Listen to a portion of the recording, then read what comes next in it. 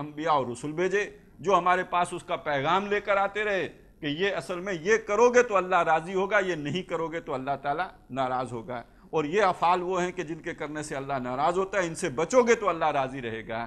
یہ پیغام اللہ تبارک و تعالیٰ کی طرف سے اس کے نمائندے لے کر دنیا میں آتے رہے، جو کم و بیش 1.25 لاکھ کے قریب تو انبیاء ہیں اور 313 رسول ہیں، اور ان میں سے آخری محمد الرسول اللہ صلی اللہ علیہ وسلم جو اللہ کا کامل پیغام لے کر آئے۔ وہ آخر میں انشاءاللہ عرض کروں گا کہ اس کو اللہ تعالیٰ نے خود کن الفاظ میں بیان کیا ہے کہ محمد الرسول اللہ صلی اللہ علیہ وسلم کی حیثیت اس پورے سلسلہ انبیاء اور رسول میں کیا ہے۔ تو اس حوالے سے نبی اکرم صلی اللہ علیہ وسلم ہیں کہ جن کو قرآن مخاطب کر رہا ہے مدثر کے الفاظ سے، یا ایھا المدثر۔ اس کے حوالے سے مفسرین کا تقریباً اجماع ہے کہ یہ مدثر وہ شخص کے جو کمبل اوڑھ کے بیٹھ گیا ہو۔ یہ دو الفاظ ہیں، مزمل اور مدثر، انہی سے جو ہے 2 صورتیں بھی ہیں اور دونوں جڑی ہوئی بھی ہیں۔ یہ جو رب ہمارا، جو آپ نے ایک لیکچر سنا ہوگا، جب انسان اس دنیا میں اپنے غور و فکر کے نتیجے میں اپنے رب تک پہنچ جاتا ہے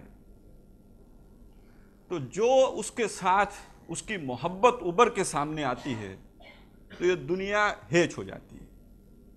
اب انسان کی توجہ دنیا سے کٹ جاتی ہے اور وہ اسی طرف اپنی توجہ لگا کے رکھنا چاہتا ہے۔ 2 عالم سے کرتی ہے بیگانہ دل کو، عجب چیز ہے لذت آشنائی۔ جب اس رب سے آشنائی ہو جائے تو اس سے جو لذت حاصل ہوتی ہے وہ لذت انسان کو 2 عالم سے بیگانہ کر دیتی ہے۔ تو ظاہر ہے اس دنیا سے بھی بیگانہ ہو جاتا ہے، اپنے رشتے، تعلق، ناطے، کاروبار، مصروفیات، ان سے لا تعلق۔ یہ جو لا تعلقی کی کیفیت ہے یہ اصل میں مزمل اور مدثر کی کیفیت ہے کہ گویا اب ادھر دل لگتا نہیں، اب یہاں پر جو ہے وہ توجہ جو ہے وہ ٹھہرتی نہیں، اب تو ادھر ہی، جیسے کہ آخری الفاظ تھے حضور صلی اللہ علیہ وسلم نے کہ اللہم انت الرفیق الاعلی، اللہ تو ہی ہے سب سے عمدہ، سب سے بڑا رفیق۔ گویا دل تو پہلے ہی تیری طرف آنے کو بے قرار تھا، تو نے کوئی ذمہ داریاں لگا دی تھی جس وجہ سے میں مصروف تھا، آج اگر پیغام آیا ہے تو میں تو پہلے ہی بے چین تھا۔ یہ جو کیفیت ہے یہ نبی اکرم صلی اللہ علیہ وسلم پر ابتدا میں بھی طاری تھی، اور آپ ہر طرف سے توجہ ہٹا کر کوئی آپ جو بکل مار لیتا ہے آدمی کہ کوئی نہ ڈسٹرب کرے، کوئی تنگ نہ کرے، اور دل ڈھونڈتا ہے وہی فرصت کے رات دن بیٹھے رہیں یوں ہی تصور جانا کیے ہوئے، یہ جو کیفیت ہے یہ مدثر اور مزمل کی کیفیت ہے۔ یہ کیفیت اپنی جگہ پہ کتنی اعلیٰ کیوں نہ ہو، لیکن اس کا عمل کے ساتھ کوئی تعلق نہیں ہے، ذہن کے ساتھ ہے، ایک ذہنی مشق ہے، ایک تصوراتی جو ہے وہ معاملہ ہے، عمل کے ساتھ اس کا کوئی تعلق نہیں۔ چنانچہ دونوں صورتوں میں آپ دیکھیں گے کہ نبی اکرم صلی اللہ علیہ وسلم کو ان الفاظ مبارکہ سے مخاطب کرنے کے بعد عمل کی طرف آمادہ کیا گیا۔ سورہ مزمل میں فرمایا یا ایھا المزمل قم اللیل الا قلیلا۔ اب یہ ارتکاز کی ایک دوسری صورت اختیار کیجئے جس کے اندر تحریکیت ہے، جس کے اندر حرکت ہے، جس کے اندر موومنٹ ہے، اور وہ کیا ہے؟ آپ رات کو کھڑے ہوا کریں، اس میں قیام بھی ہے، رکوع بھی ہے، سجدہ بھی ہے، کیفیتیں بدلیں گی، کبھی جو ہے ادھر توجہ ہے تو کبھی ادھر توجہ ہے، یہ کیفیت اب بدلتی رہے گی، اور اس میں جو کتاب آپ کی طرف نازل کی گئی ہے اس کو پڑھیے۔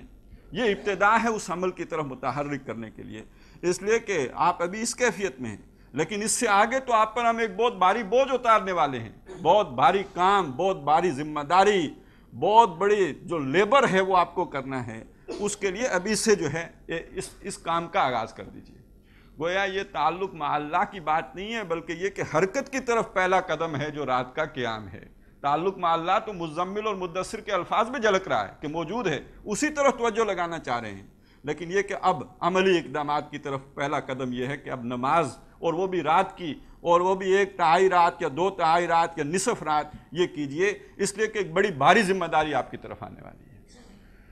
اس ذمہ داری میں سے پہلی ذمہ داری تو وہ ہے کہ جو یوں سمجھیے کہ اگر انسان کا اتنا مضبوط تعلق اللہ تعالیٰ کے ساتھ قائم ہو جائے تو پھر یہ ناممکن ہے کہ وہ اللہ کی نافرمانی کرے۔ جیسے کہ احادیث میں ہمیں الفاظ ملتے ہیں کہ لا یزنی الزانی حین یزنی وہو مومن ولا یسرق السارق حین یسرق وہو مومن वला यशरबु शरबु हीना यशरबु वहुवा मोमिनुन। कोई चोर हालत ईमान में चोरी नहीं करता, कोई जानी हालत ईमान में जिना नहीं करता, कोई शराबी हालत ईमान में शराब नहीं पीता। और साफ कॉमन सेंस की बात है, ये वो अफ़ाल हैं कि जो इंसान इंसानों से भी छुप कर करता है। अगर वो ये समझ रहा हो कि अल्लाह मुझे देख रहा है तो जाहिर है ये करते हुए उसका हाथ कांप जाएगा। उस वक्त कम अज़ कम ये चीज़, इससे वो गाफिल होता है। तो अगर इंसान का इतना मजबूत ताल्लुक अल्लाह से कायम हो गया हो, वो लज्जत आशनाई उसे हासिल हो गई हो, तो आप जानते बूझते होश व आवास में शऊर के साथ वो कोई जो है अल्लाह की नाफरमानी करे, ये मुमकिन नहीं है। असल में ये वो पहला पैगाम है, ये वो पहला हुक्म है, ये वो पहला भारी बोझ है, और ये इम्तिहान का वो पहला कदम है, या यूं कह लीजिए पहला पर्चा है कि जो नौ इंसानी के सामने रखा गया। और वो हर रसूल, हर नबी ने आके अपनी उम्मत से यही कहा, या कौम इबुदुल्लाह, ऐ मेरी कौम अल्लाह की बंदगी करो, अल्लाह की इबादत करो, अल्लाह के गुलाम बन जाओ, अल्लाह की फर्मा बरदारी करो, अल्लाह की नाफरमानी ना करो। और यही आके मोहम्मद रसूलुल्लाह सल्लल्लाहु अलैहि वसल्लम ने फरमाया कि या अय्युहन्नासु उबुदू रब्बकुम, ऐ लोगो अपने रब की बंदगी करो। ये इबादत, इसी को आप इसके लिए मुख्तलिफ जो है वो नाम रख सकते हैं। कुरान मजीद में मुख्तलिफ असालीब में इसको बयान किया है। कहीं तकवा जिसे आप कहते हैं, तकवा क्या है? तकवा है बचना। बचना किससे? अल्लाह के हुक्म को तोड़ने से बचना, अल्लाह को नाराज करने से आप बचना, जिसके नतीजे में आखिरत में अल्लाह के अजाब से बच जाना, यह है तकवा। इताअत क्या है? अल्लाह के हर हुक्म को दिलो जान से मानना और उस पर अमल करना, ये इताअत है। और आपको पता है कुरान मजीद में ये तकवा का लफ्ज़ कितनी जगहों पे इस्तेमाल हुआ? बार बार, हर सफ़े पे आपको 3-3 बार मिल जाएगा। इताअत कितनी दफ़ा आया? आतीउल्लाह व आतीउर रसूल। इसी तरह इस्लाम, इस्लाम का मतलब भी है कि अपने आप को किसी के आगे झुका देना, किसी के हवाले कर देना, गोया अपने आप को गिरफ्तारी के लिए पेश कर देना, गोया अपनी मर्जी ख़त्म करके अपनी मर्जी को अल्लाह की मर्जी में गुम कर देना, ये इस्लाम है। जैसे कि अल्लाह ताला ने जब हुक्म दिया हज़रत इब्राहीम अलैहिस्सलाम को कि अपने बेटे के गले पे छुरी फेरो, और जब हज़रत इब्राहीम अलैहिस्सलाम ने बेटे के सामने अल्लाह का ये मुतालबा पेश किया और बेटे ने कहा कि अब्बा जान मैं तैयार हूँ, आप कर गुजरिए, फ़फ़अल मा तुमर, जिसका आपको हुक्म दिया गया है वो कीजिए। अब अल्लाह ताला कहते हैं फलम्मा अस्लमा, जब वो दोनों बात कबूल कर गए, दोनों ने गर्दन झुका दी, दोनों ने बात मान ली, ये है इस्लाम। तो खाप इस्लाम कहें, तकवा कहें, या ये कि उसके लिए जो है वो इताअत का लफ्ज़ इस्तेमाल करें, इबादत का लफ्ज़ इस्तेमाल करें, सबका मानी क्या है? कि अल्लाह का हुक्म तोड़ना नहीं है। अल्लाह ने जो करने का हुक्म दिया वो किया जाए, और जिनसे अल्लाह ताला ने रोक दिया उससे रुक जाए। और अच्छी तरह जान लेना चाहिए कि अगर अल्लाह का एक हुक्म भी इंसान जानबूझकर तोड़े, एक हो गया टूट गया तो अल्लाह ने एक रास्ता रखा हुआ है तौबा का, लेकिन एक इंसान तोड़े और तोड़ता रहे जिंदगी में, तो वो एक अमल भी जो है उसके पूरे फिक्र और उसके पूरे किरदार का अहाता करके उसको जहन्नम में ले जा सकता है। बला मन कसब सय्यअतन व खातत बिही खतीअतुहु फउलाइका अस्हाबुन नार हुम फिहा खालिदून। क्यों नहीं? जिसने एक भी खता की हो और वो खता उस पर छा गई, उसकी जिंदगी का हिस्सा बन गई, तो वो एक खता भी उसको जहन्नम में लेके जाने के लिए काफ़ी है, और वहाँ हमेशा रहेगा। हुम फिहा खालिदून। और बिल्कुल ये बात यूँ समझिए कि समझ में आने वाली है कि अल्लाह ताला ने अगर इंसान को 10 हुक्म दिए हैं, वो 8 अल्लाह के हुक्म मान रहा है, 2 नहीं मान रहा है। आप अपने दिल में हिसाब लगाइए कि मसला क्या है। मसला ये है कि यहाँ अथॉरिटी उसने अल्लाह को नहीं दी है, अथॉरिटी उसने अपने पास रखी है।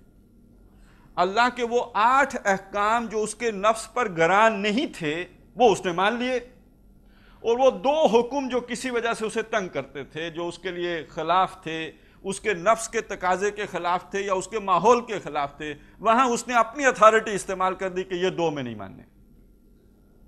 तो उसका रब फिर हकीकतन कौन हुआ?